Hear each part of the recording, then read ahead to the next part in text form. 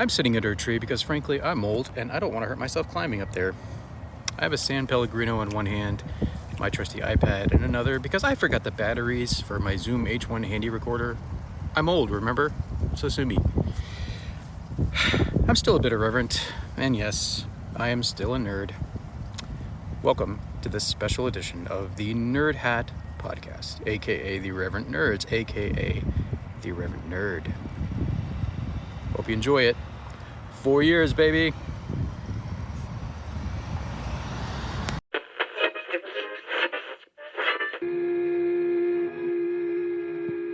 To a world where everyone and their sister has a podcast comes another one. Join us weekly.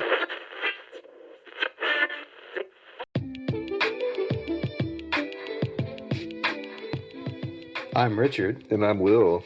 And together we're The Irreverent Nerds. This is Nerdhat. This is Nerdhat. This is Nerd. Nerdy. Nostalgic. Madly inappropriate. This is Nerdhat. Nerd hat. I was late. Why am I a robot? Nerdhatters, Richard here. I am preparing to share the lists with you. So this is our list and clips segment. Sorry if I'm sounding a little weird. I'm excited, or at least I'm trying to be excited. Who knows? Maybe it's fake. You judge for yourself. Anyway, 4 years, baby. 4 years. It's crazy. So I want to hit a few of the highlights of our 4 years. So the first clip that I'm going to share is from the very first episode origin story. So I literally grabbed my iPhone and a little Rode mic that I had. I had an attachment, lightning connector, plugged it into my iPhone, went up and sat in a tree and recorded this. It was like 13 minutes long, one take, and dropped it. That was my first episode. Didn't let my perfectionism get in the way. I just recorded it and threw it out into the world, naked, without clothes. Actually, it did have a Teenage Mutant Ninja Turtles shirt on it, but that would... I'm just kidding. Anyway, first clip from Origin Story.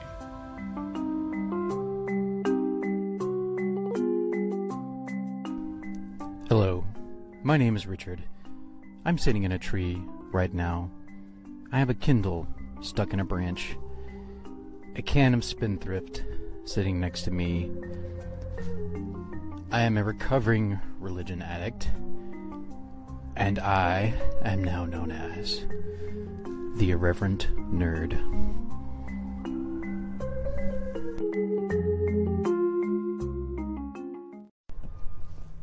Welcome to the inaugural episode of the Irreverent Nerd podcast. As my intro said, I am sitting in a tree right now outside in nature because I enjoy it. Damn it, so deal with it. So, welcome to the Irreverent Nerd podcast, as I said. All right, so the very first guest that I had on the podcast, as I've said many times before, was William Thomas Boyer. So here I want to share a clip from his very first appearance on the podcast when he did a guest review of the 2022 Matt Reeves film, The Batman. Hey, this is Cartoonist Will. Just got out from seeing The Batman. And this is my initial thoughts review. First of all, I have a pounding migraine. So, I'm going to get this done before that gets any worse. Possibly, now I always feel like this when I get out of a movie because, I'm still in the high and the excitement of it all. Possibly, I won't say the best, but one of the best Batman films. Definitely does the character and source material justice.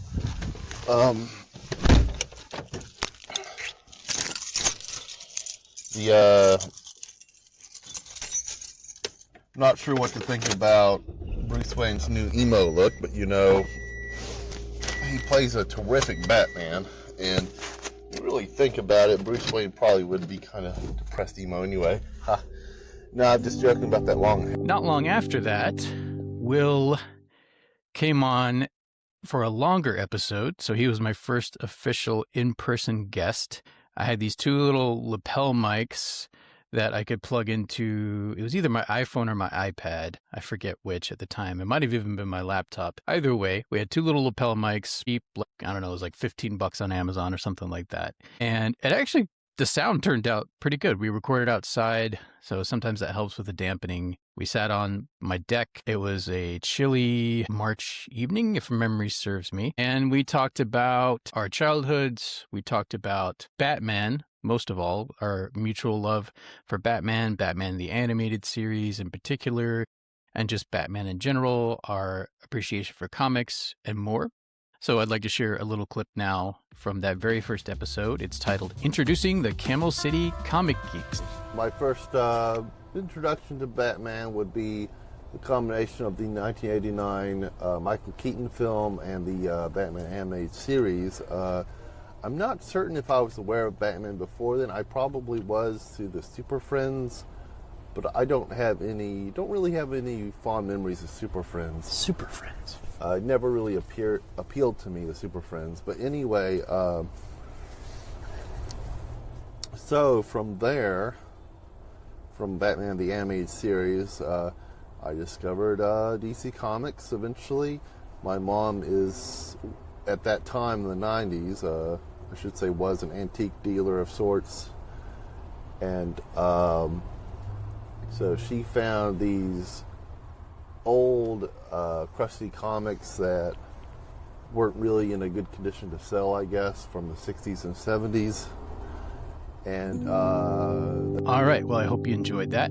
So after Will came on as my co-host, so the very first official episode where he was my co-host is called The Nerds Are Here. I'm not going to share a clip from that for sake of time, but you can go back and listen to it if you'd like to. That was the first official episode where he was my co-host. So after that point, I made a new intro, changed the name slightly from Irreverent Nerd to Irreverent Nerds plural. So we became known for the next 2 years almost as the Irreverent Nerds, both on Instagram, later on YouTube, as well as Facebook, and of course, through podcast apps. Now, Will has extensive connections within the comic book community. I say extensive, at least compared to my own. It's not a community that I have been a part of, but he loves creating comic books. And one of the people that in the industry that he got connected to over the years was Dan Johnson. Dan Johnson has written for a number of different comic book projects over the years, as well as some film projects, but his main specialty is writing for comic books. He wrote for Dennis the Minute, which some of you, if you're of my generation, may know what that is. If you're Gen Z, you may have no idea what Dennis the Menace is, but it was a daily comic strip. I think it's a single panel comic strip that used to appear in newspapers. Go look it up if you don't know what a newspaper is. No, millennials will know what that is. I'm sure most Gen Z also knows what a newspaper is. But just in case you don't, Google it. You'll find out. Anyway, so Dan Johnson used to write for that, and he's got many projects in the works, and he has also brought Will into the fold. Will has done some, I believe, inking and coloring at different times, maybe some lettering for some of Dan's projects that he's working on with his other comic book co-creators and artists. So it seemed a natural choice to have Dan on first, since we're talking about nerdy stuff, and Dan was one of Will's nerdy friends in the business, as it were. So here's a clip from our very first professional guest, Dan Johnson. And if you, I thought you could just tell us a bit about how your love for comics started.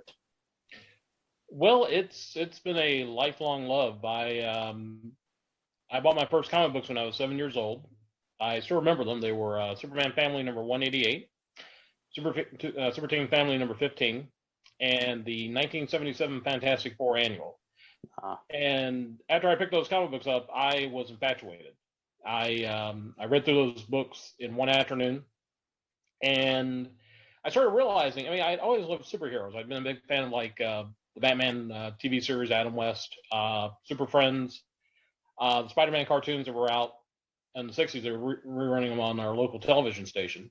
And I'd always loved superheroes, and I found the comic books, and this was great because this is something I could read anytime I wanted to. I didn't have to wait for it to come on television. And at some point, I started to realize... So following Dan Johnson, we've had a number of guests over the years, and that includes, I'm just going to share a list, Lars de Senza, of the Treknicity podcast and the Red Shirt Geeks YouTube channel. He was a very early connection. I'm trying to remember, we might have even connected before I started the podcast, but we connected early on through Instagram, and he had a little bit more experience than I did in making podcasts. So he shared some of his experience, some of his expertise, and gave his support to the podcast. He came on early as a guest as well. Casey Giles came on later on the podcast, but was very early on also a friend of the podcast, again, through Instagram. You can check out her handle at holodeck4 on Instagram. She's very popular. Even like Star Trek actors and folks follow her. Like even William Thomas Riker himself, Jonathan Frakes, follows her account. So she's a pretty big deal within the Star Trek meme community. So check out her work at holodeck4. She's been a guest twice on the podcast, once just last season, towards the beginning of last season, and then her very first time she came on, and still one of the most popular episodes we've ever had. It's called Kira Sings a Duet. She talked about her recently discovered love for Star Trek, something her husband loved, introduced her to. She fell in love with it herself. We spoke specifically about the episode, The Duet, her favorite episode from Deep Space Nine, and about Kira Nerys, the character there. So here's a clip from that episode. How and when did you first start watching Star Trek? Like, how'd you get into Star Trek? So that's a little complex. It's been a very latent part of my life. Like I grew up in a household where my mom was the Trekkie and she would watch the original series. I've seen her go through The Next Generation, Voyager, but I never really paid attention to it. I was like, whatever, I'm eating my dinner, I'm going back to my room. So I never really got into it, and it wasn't until the pandemic that I started to watch The Next Generation, and I said, damn, this shit is good. And I was like, just like that, right? Yeah, I was hooked instantly, and I don't even remember what episode it was, so I don't know. But yeah, I was just so hooked, and my husband was like, "Well, I love Star Trek. So, since we're celebrating our 4-year anniversary, I thought it would be fitting if we each shared our top 4 favorite episodes. So, I'm going to start by sharing mine, and then we'll share some clips from the number 1 episode, and then Will share his, and Laura will share hers. And finally, not in order of importance, but we will finish by sharing the top 4 audience favorites. In other words, the top 4 most popular episodes of all time across all mediums, at least those that we have analytics for. So we're going to share that to close out this segment. So first of all, my top 4. So I basically decided to pick my favorite episode from each season, or to be more precise, each year. So we have 4 years of the podcast, so 2022, 2023, 2024, and 2025. Technically, this is like the 5th calendar year that we're doing it, but aha! So William has come on. Will, we're recording, sir. How you doing? I'm gonna turn up my volume. Okay, talk now, please. All right. Yeah, I can hear you. So I was getting ready to share my top 4 with the folks, with the Nerdhatters. We're already recording? Yeah, man. Hey! We're getting straight into it. I got limited time here, so I got to knock this out. Coming in front of you from Boyer de Casa. Casa de Boyer. I don't know Spanish. La Casa de Boyer. Boyer. Wearing his, I forget the name of that character. I always forget. My Jimbo hat. Yeah, man. So, top 4 for our 4-year anniversary. So, I basically went through, Will, and I picked one episode from each year of the podcast. I think if I just went completely with my gut, I probably would have picked all the episodes we did for the River Run Film Festival, because honestly, that was such an amazing time. But I wanted to be a little more expansive than that, so I decided to pick one from each year. So I'll go through the list from the bottom to the top, and we'll pause, and I'll share a clip or 2 from my number 1, and then we'll move on to your top 4, sir. Yes, I was totally paying attention. Coming in at number 4 from the year 2022, I chose Introducing the Camel City Comic Geeks. So it's appropriate that you're here for this, Will, because that was the first episode on which you were an in-person guest. It was a trap. So you were the official first in-person guest, and it wasn't too long after that, obviously, that you became the permanent co-host and signed a binding contract, and you're stuck now. You own my soul. But this is back when we were just dating. We weren't. We hadn't finalized the deal yet. You know what I mean? You just came on as a guest to see if you enjoyed it. You dropped on one knee with a cheese puff. It was like, yeah, we'll have that cheese puff. But yeah, I just remember us. Knee? It was I don't remember how chilly. I think it was a little chilly, but it was an evening out in March. So around this time, 4 years ago, you came over. We sat out on my deck. I lived in sort of like a little apartment / townhome at the time. Had a full-size deck on the side of the house, which was really nice. I feel we were surrounded by bicycles and children's toys. Yeah, that sounds right. Wet sofa fern, outdoor cushions, whatever. Oh yeah, we probably had to take the cushions off, I would imagine. Yeah, because it did get rained on occasionally, and we used our little lapel mics to record that episode. Yeah, that was really cool, and it was fun connecting with you in a new way. And I remember we talked a good bit about Batman, just different iterations, including Batman in the animated series. Yeah, we had fun. If I didn't mention Batman, I should be ashamed. You probably did. I'd have to go back and listen to it, but it wouldn't surprise me if you mentioned that at some point. So that's my number 4 from 2022. My number 3 is from 2023, and it was really hard, honestly, to pick one. I was trying to remember back to the experiences we had recording these, as well as the properties themselves. And I have chosen one of the few horror episodes we've done. So the title of the episode is Ash versus himself. So yeah. We covered the 2 of the Evil Dead films. Technically the second one, because we didn't go to the OG Evil Dead. We went to the re-release Evil Dead, and then we watched the third film, or sequel, if you want to call it that, and we covered both of those. I just remember having fun, and this was something from, I think you saw these as a kid, right, if I remember correctly? I would say an adult. Yeah. Adult, okay. Yeah, definitely an adult somewhere, young adult. These were 2 that you enjoyed, so it was fun getting to watch them for the first time with you and then talk about them. And I feel like I remember having fun recording that episode.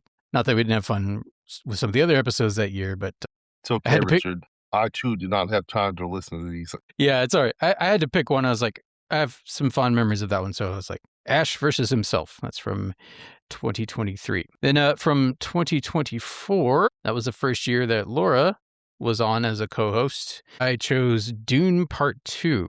Cool. That was the one and only time that all 3 of us that season went to see a movie together.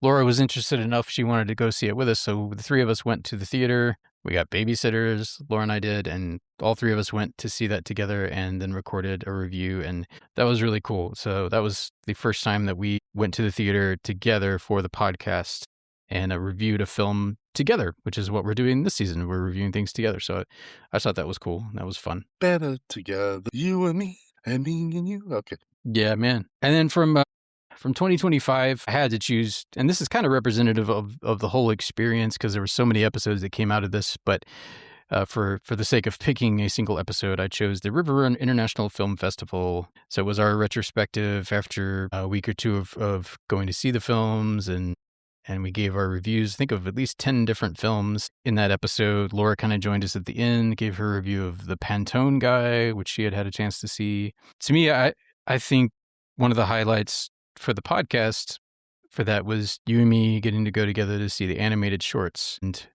that was really cool. I really enjoyed that. We went to the School of the Arts, one of their theaters there, and watched I believe it was the part 2 of the animated shorts, if I remember correctly. And got to meet one of the creators who was there for that. And she came on the podcast later, Danielle Goldberg. So that was really cool. Just interview came out of that. But just the films were just so good. And I really enjoyed that. Actually, just this week on Tuesday, I went to hang out with my sister Sandra. We went to see the Oscar-nominated animated shorts that's playing currently at Aperture Cinema. That's where I should have said, oh. Yeah. And there was actually 2 or 3 that played at the River Run Festival that have been nominated for Oscars. So congratulations to those creators. And she and I really enjoyed that. It's really fun. I also enjoyed River Run. One of my best memories from River Run, other than watching the animated shorts, was going to the after party and discovering I do not like non-alcoholic Guinness because it's bad. Yeah, no, that's I true. had it. That's true. That was awful. It was like lukewarm. So, River Run and your favorite episodes? Yeah. So now, folks, from your side, we're going to pause and we'll share a clip or two from that episode, and we will move on to Will's top. Based on a true story, The Death of James tells the unique journey of two young friends grappling with mortality as they are confronted with the impending loss of a cherished pet ferret. Humorous, awkward, and deeply heartbreaking, the film takes an unflinching look at death, loss, euthanasia, and the uncertainties that may or may not follow. So, The Death of James really was comfort food for me because it was funny, it was thought-provoking, there were some pop culture references. I'd say out of everything at River Run in the animated shorts department, it was probably the closest to some sort of television show episode. I loved it. Archie stuck his over my head, unfortunately. So in Death of James, yes, it's about a ferret. It's about two friends mourning the impending death of a ferret pet. Do you have any thoughts, Richard? Yeah, I loved it too. Actually, there was 5. We're only showing 4, right? So I'm going to skip that first one. I'm going to go to Gong Gong Googly Eyes and a Wang. I promised I would behave myself in these later years. But back then, I was irreverent, okay? So anyway, that movie was hilarious, inappropriate at times, but hilarious. And I just feel you and I had a really great time reviewing Everywhere, All the Once, All the Time, whatever that thing was called. Yeah, Everything Everywhere All at Once, I believe is the title. Yeah. Great movie. I mean, if you don't mind someone pulling out a rubber wang to smack people around during the middle of a random fight scene, or somebody shoving a trophy up their buttocks, then you will love this film. If that is the kind of humor you're into, you watch that thing. Yeah. Now, to be fair, it's not the only humor that's in there, but that was in there, and I thought that was hilarious. It's great. I mean, I just thought those were the 2 over-the-top moments that might turn out some people off, but, you know. Sword fight with the world's largest dildo. That's right. I forgot the length. That was uncomfortable. There are jokes here I'm not going to say right now. It's like a small whale penis. Forever. Don't you mock the Loch Ness Monster. So after that, I'm going to say Godzilla -1. I was trying to choose the most hilarious, fun episodes, but honestly, Godzilla -1, I'm a big Godzilla fan. Been a Godzilla fan since the 90s.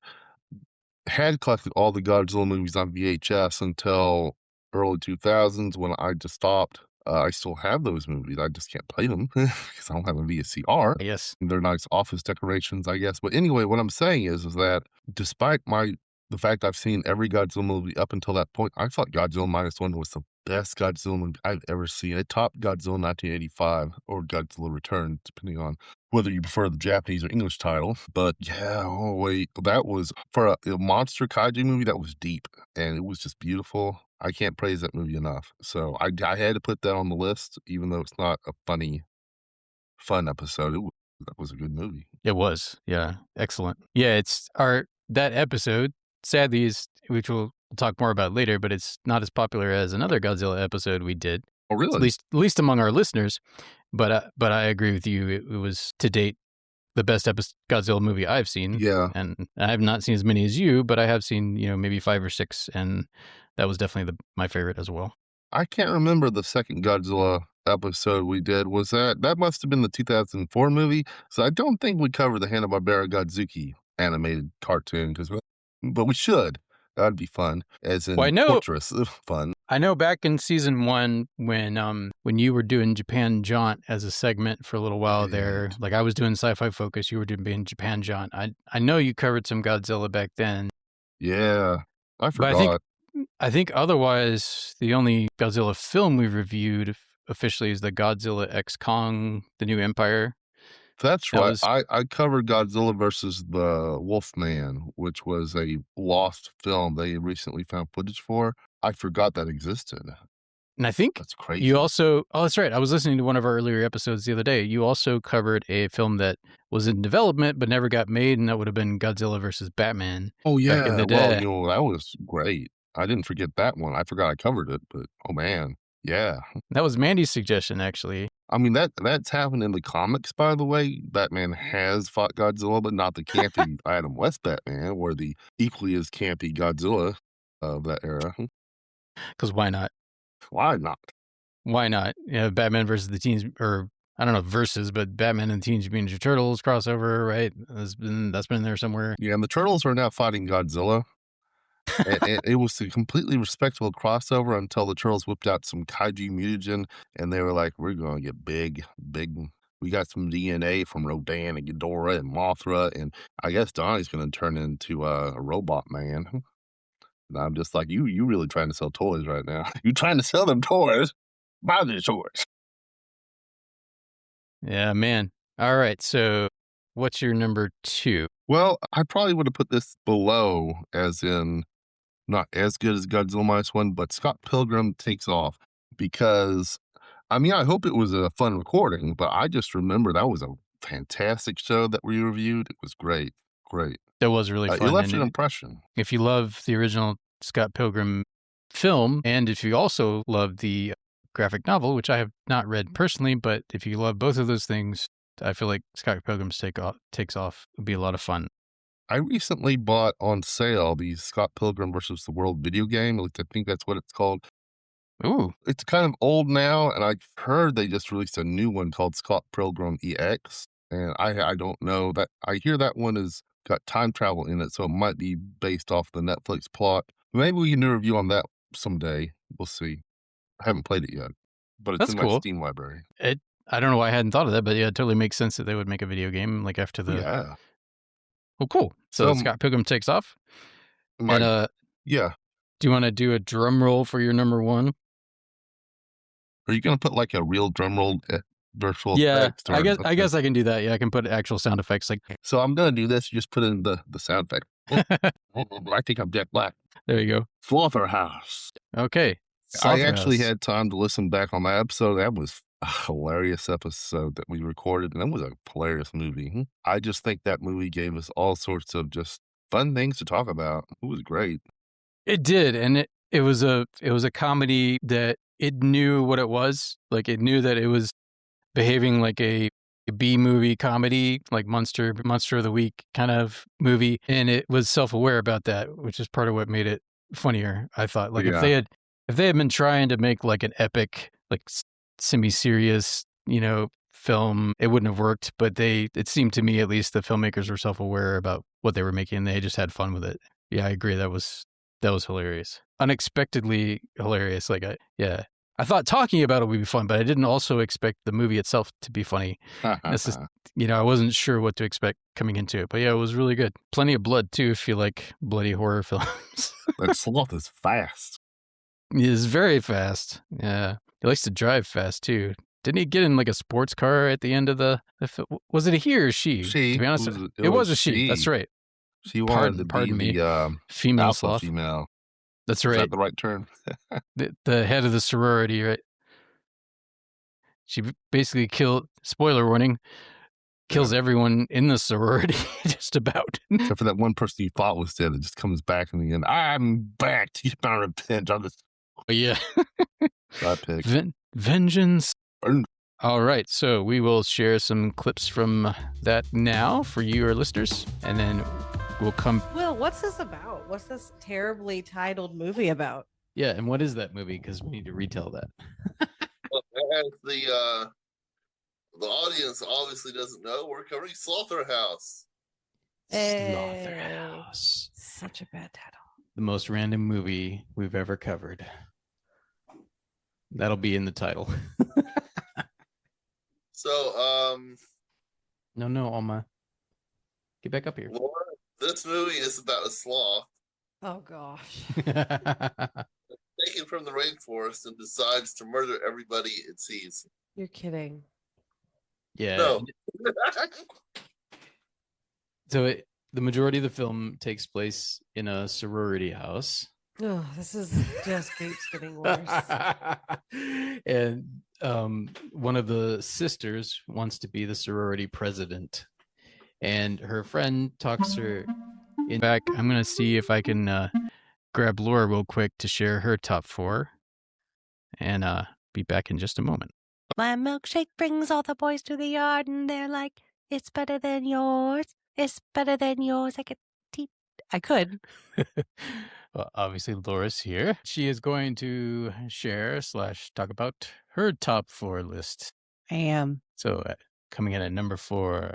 Coming in at number 4, Wacky These Comedies, Mrs. Doubtfire. This Fire, 1993. I was 4, Wow. depending on that year, versus Junior, coming in at 1994, which I was probably 5 then. Isn't that cute, guys? I was really cute. That being said, these two movies were so great. Curly little head. I'm still that Wonder to if this you day. saw these when you were that age. Babe, I did. Oh, really? Babe, I did. Absolutely. Wow. It's ingrained into my system. Well, I probably saw Doubtfire when I was like 6 or Like 7. probably on home video, probably. Which, why would my parents let me watch Mrs. Doubtfire? I It's wouldn't let our... PG-13. Is it really? Yeah. Well, I think. No way. Yeah, I think so. It's so good. It's so good. The whole time?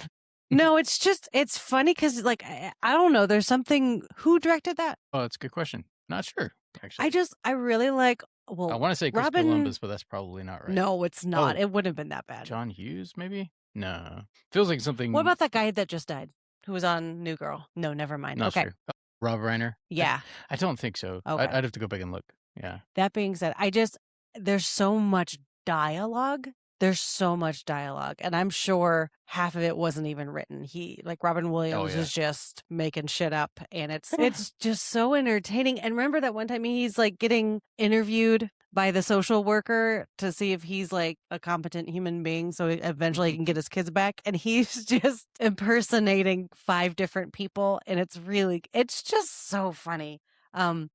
Social worker's like, this man's schizophrenic. And then he's like, do you think you're funny? And he's like, well, I did. And then I came here and now you have set me straight. It's so good. With Junior, I also probably saw this when I was too young to actually watch it and understand what was going on. At the beginning, isn't it like at the very beginning, I might be thinking of a different movie. Please edit this out if I am. Doesn't it start with like the sperm meeting the egg? That sounds familiar. Does it like, it's like, I have to go back and watch it again, but at the very beginning, there's like all these little spermettes that sounds wiggling like their flagellums, going wee. That would have fit with the tone. Yeah, and yeah, so that's where I was enamored as a child. Going, go on, you little zygote.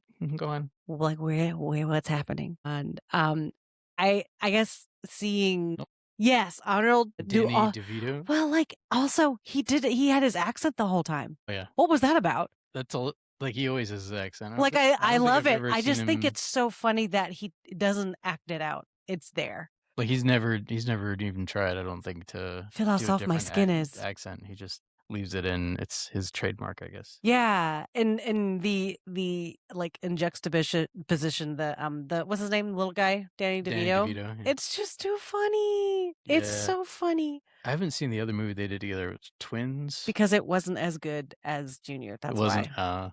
No, I'm just saying that. I have no idea. Yeah, I haven't seen it. I've never seen it. Let's move on. Let's go to number 3. Number my favorite. Oops, just kidding. It's not my favorite. Is it? Number 3, Jeff Nichols films Take Shelter in 2011 versus Midnight Special in 2016. I was not 11 seeing Take Shelter. I was 21 and I saw it. Did you see it in theaters? No. I saw it at a beach house while a storm was going on outside. Nice. It was delicious and scary. And there's something so disturbing and there's so much suspense without actually showing anything bad. Right. Like the delay with the sound effects and just like you don't know what's going to happen. Like if you should be really scared. One of my favorite scenes ever is when he goes crazy in the Baptist potluck cafeteria.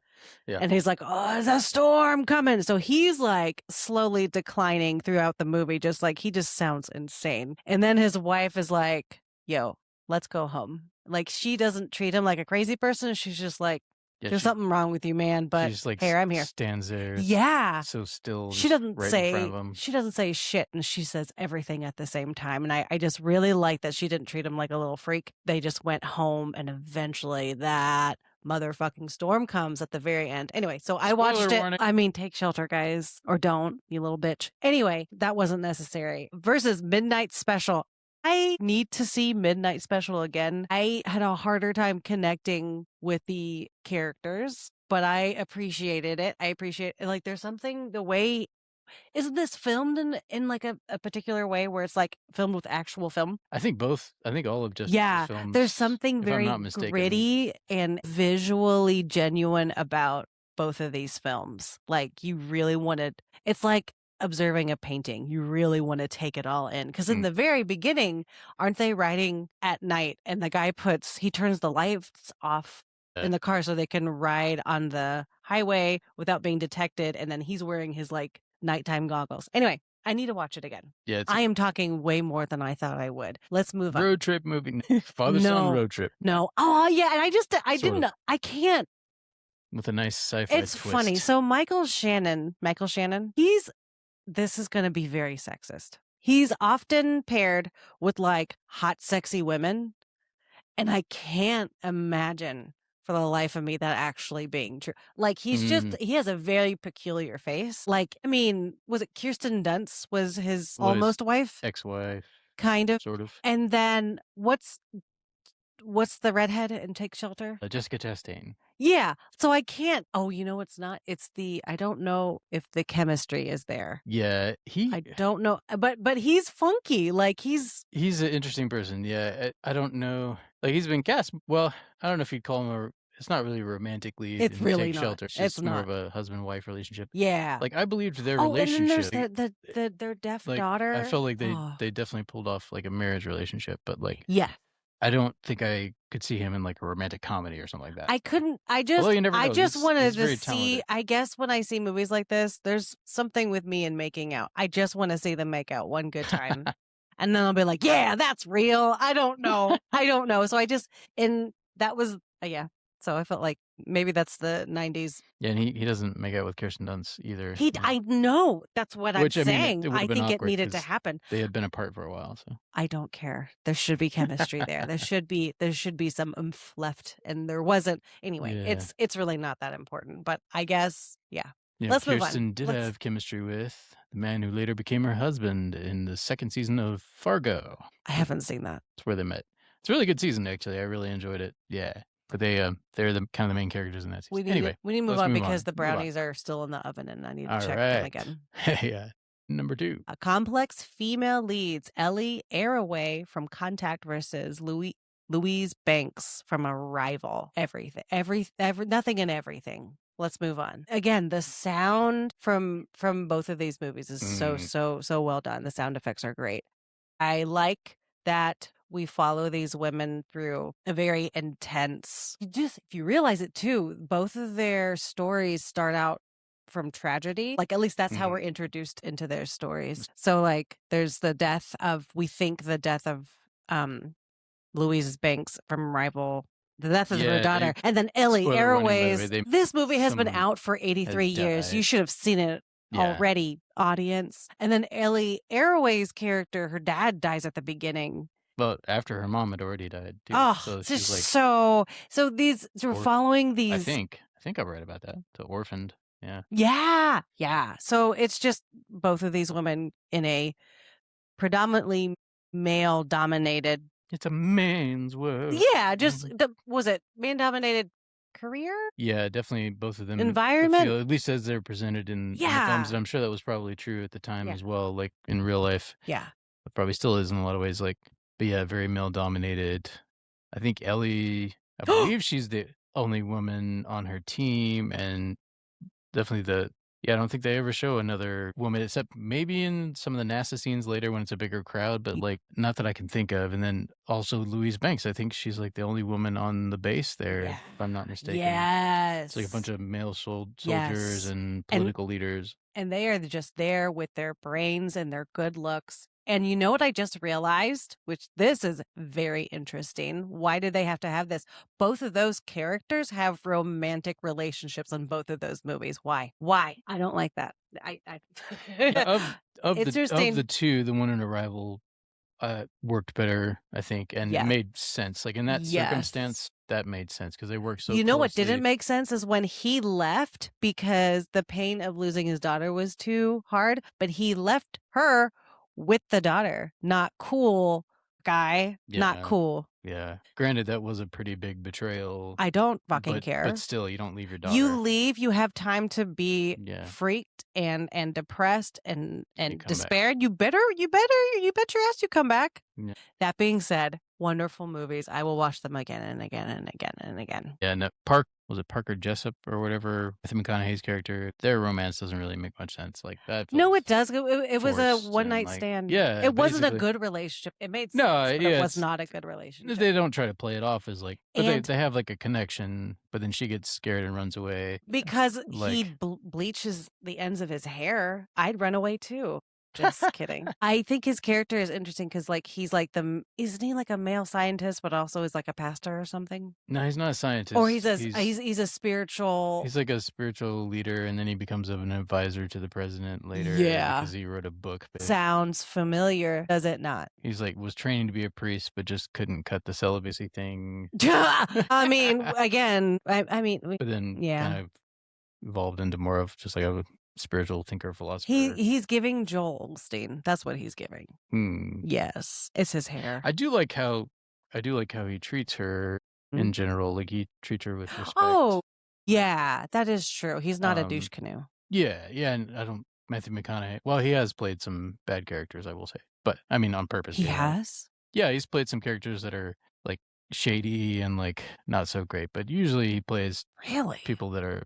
Yeah, I've seen him in some movies where they're complex characters. It's not that he's a villain necessarily. It's just like this is someone who's like broken and not necessarily like your classic like good person. Okay. They got a lot of problems. Oh, Mud. I liked Mud. Yeah, even in Mud. Like that. Another Jeff Nichols film. Anyway, all right. Bum, Drum roll.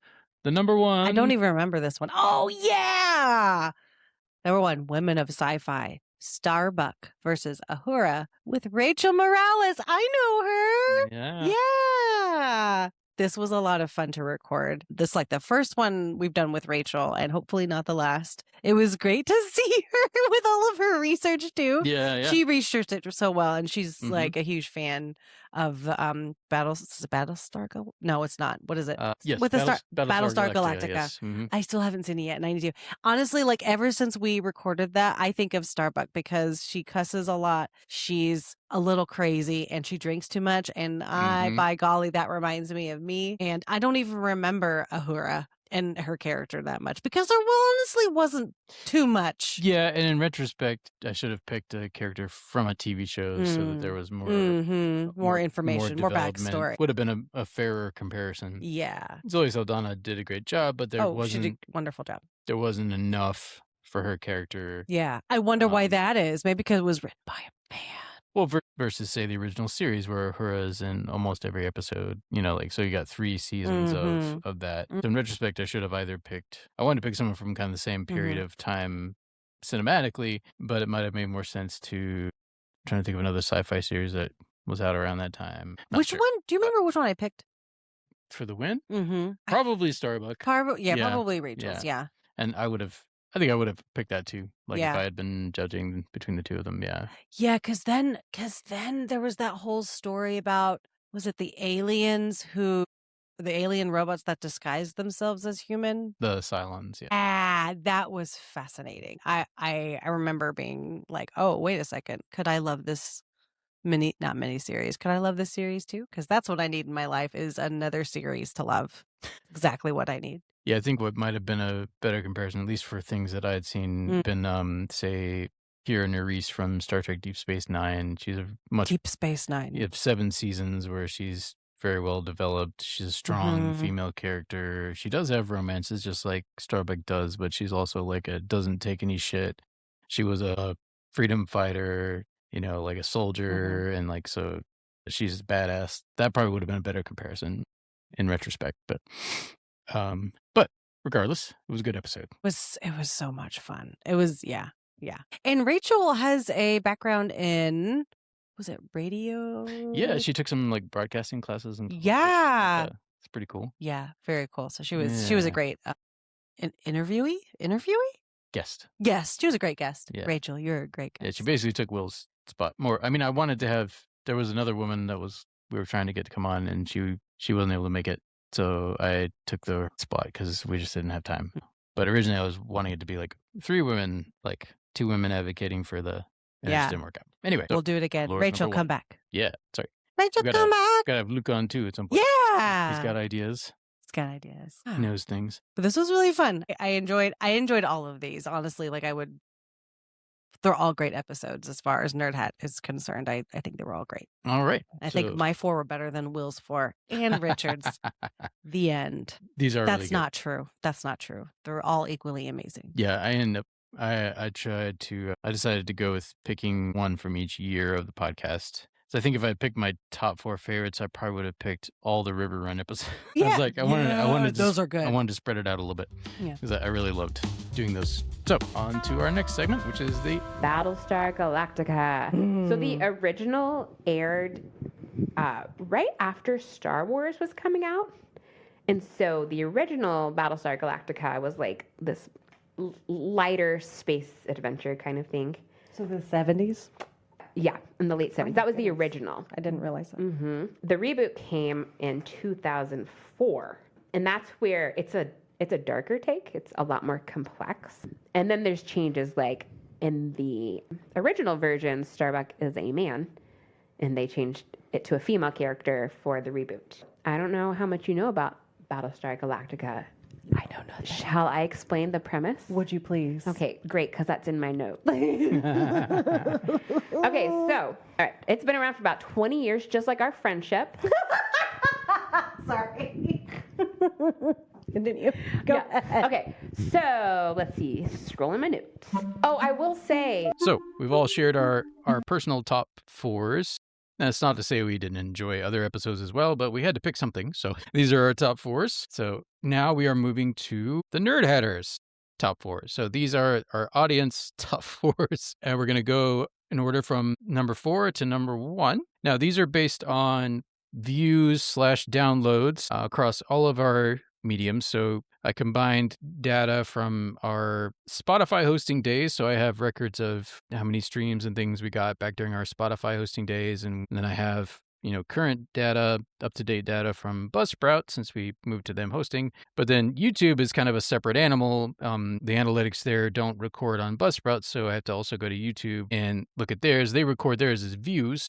So it's a little bit different, but combining all these together, like listens, views, this includes video episodes, the few that we've done, they're kind of all combined together. Our most popular episodes of all time up to this point, as of yesterday, March 4th. So coming in at number 4, we have Rurouni Kenshin. Nice. So Will and I sat down back in March of 2023. So this was 3 years ago this month on your front porch, if I remember correctly. Yeah. And we were together. Yeah, that makes sense. Yeah, and My we computer's actually not out there. we did a video episode of this one actually, and it's up on YouTube if you all want to watch it. And this Y'all got to see comes my in. ugly vinyl siding or whatever. So combination of the video episodes views and the audio episodes listens across all platforms, at least those we have analytics for. This comes in at number 4. And honestly, I think we need to revisit Rurouni Kenshin. In fact, I picked up one of the movies, as you know, recently. Yes. That could be something we cover. One of the sometime Samurai soon. X ones. I've got 4 of those on DVD, I think, but they're in Mhm. storage right now. Yeah, so that is one of y'all's favorite categories, and just in general, like the samurai animes that we've recovered have been very popular, those episodes over the years, but this is the most popular of those. So that comes in at number 4. That just shows you how much people love Rurouni Kenshin and are disappointed when they find out that it's not a full episode. They're listening to us talk about it. I'm kidding.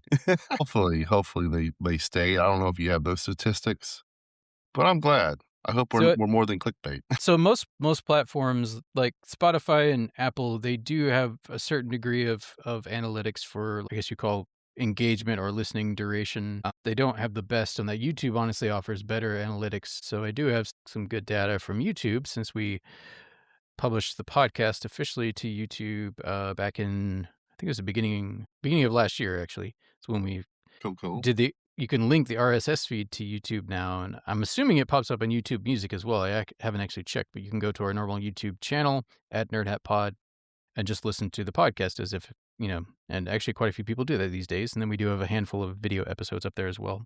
So I've combined metrics from those two along with the other listens. So coming in at number 3, we have Spider-Man Across the Spider-Verse. So this is one that people have consistently gone back to. Like, not only did it do well when we originally released it, but over the years, people have continued to come back. Nice. Or not again necessarily, but people have found this episode over the years, so it has continued to be popular since its initial release. And that comes in at number 3. It was originally dropped on June 7th, 2023. We did do one re-release, so we have some listens that came from that as well.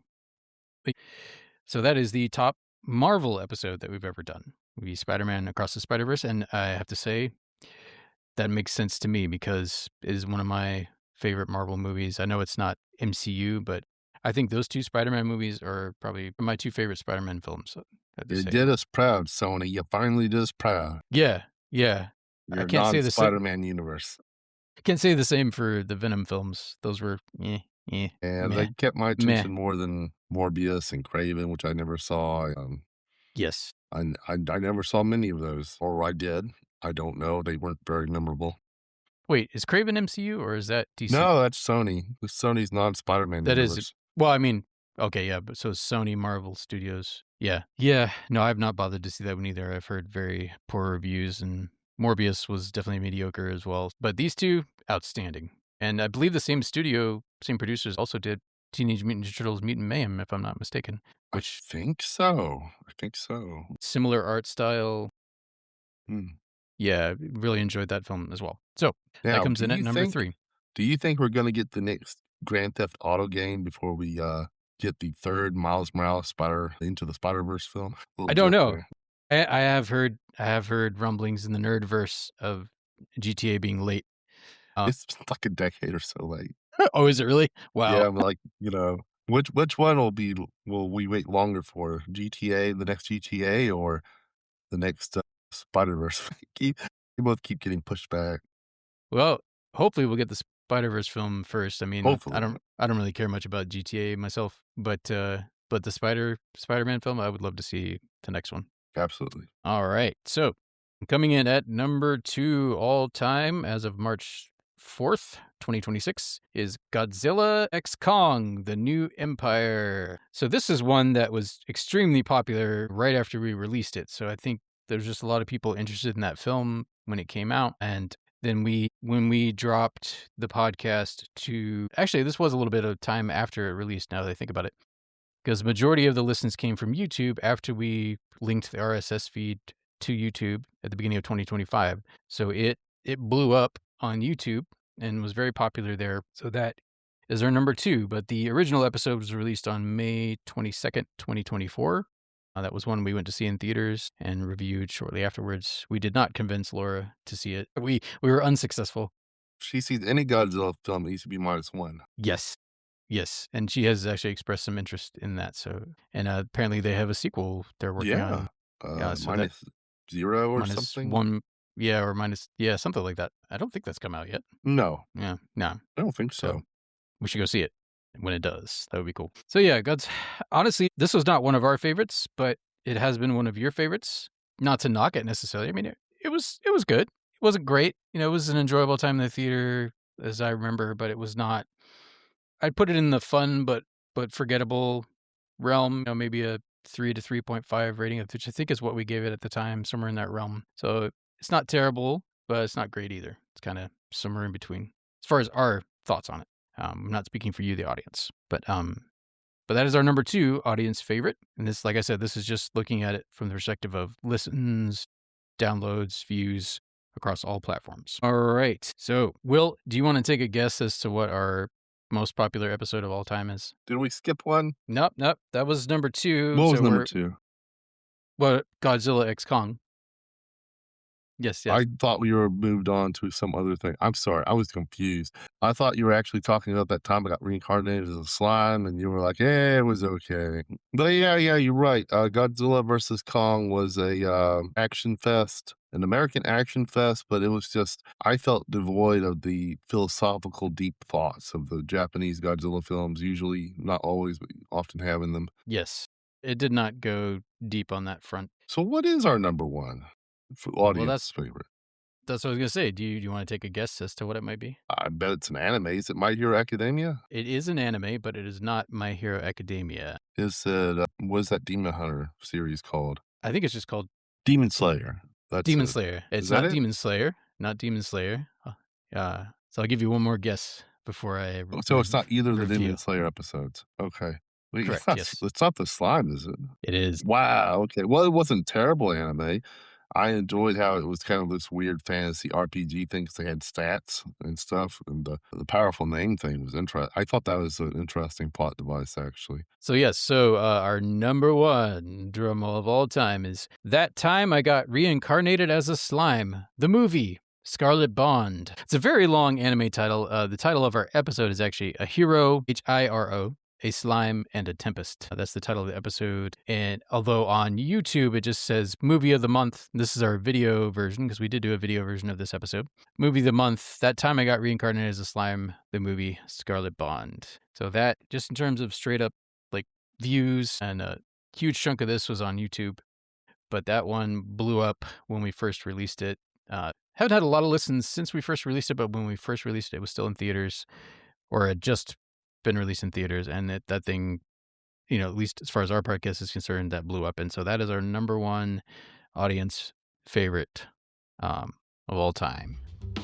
So at least in terms of those who have voted with their views and Slime. Soft and jiggly. How does it store things in its stomach without dissolving or destroying it? Is there like a magic pocket like the TARDIS from Doctor Who? Could be. Because in the first, I didn't get far enough to see him spit the storm dragon back out. Whatever storm dragon's name is, I don't want to butcher the name, but Let's see, I can find it right here. Veldora. Well, when Rimuru, whatever it is, ate whatever you just said, I was like, oh dang, well, there he goes. I wonder if we'll ever see that dragon again. There he goes again. Well, that's how the slime became Omega strong, because he just took down the dragon protector of the forest.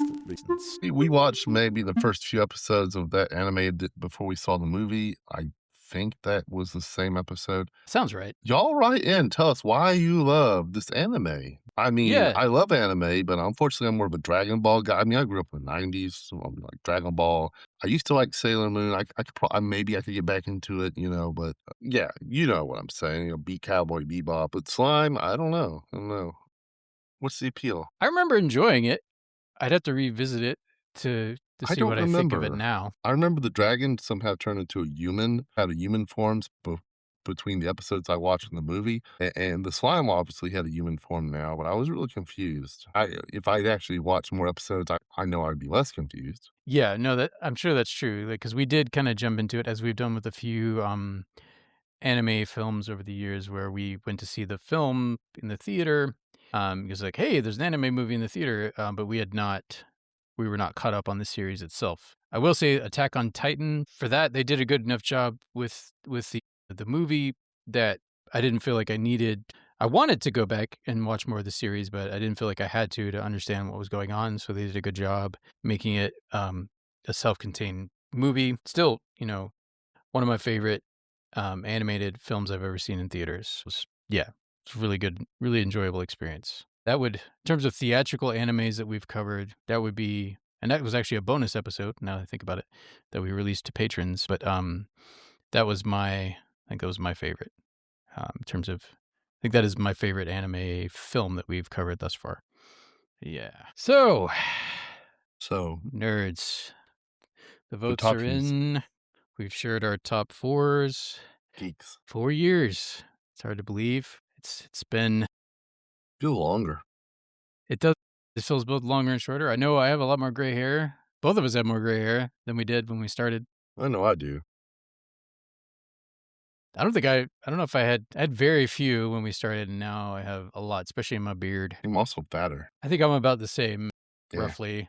Or maybe I'm not better. Who knows? Yeah. All right. Well, nerds, thanks so much for joining us for this special edition of the Nerdhat podcast. 4 years, baby. Part 2. So with that, Nerdhatters, until next time. Sayonara.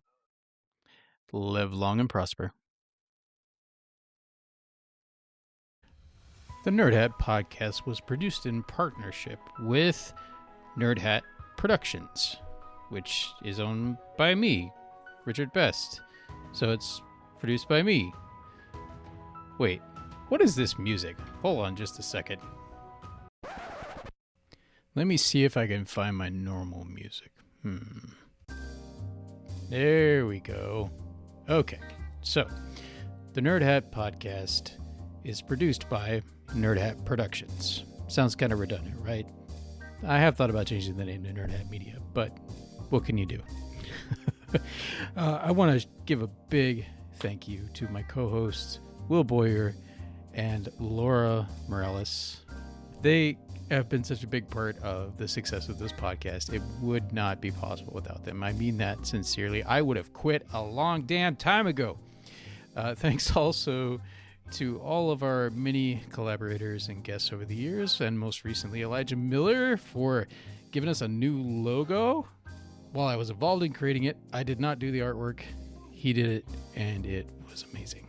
So, the Nerdhat podcast was recorded by me, Richard Best, and edited by me, Richard Best, with a little bit of assistance from Riverside.fm. I appreciate that program. It has been very helpful for virtual recordings, like on snow days, things like that. You name it. Anyway, I digress. Until next time, nerds, nerdhatters, nerdhettes, assorted nerd persons, live long and prosper.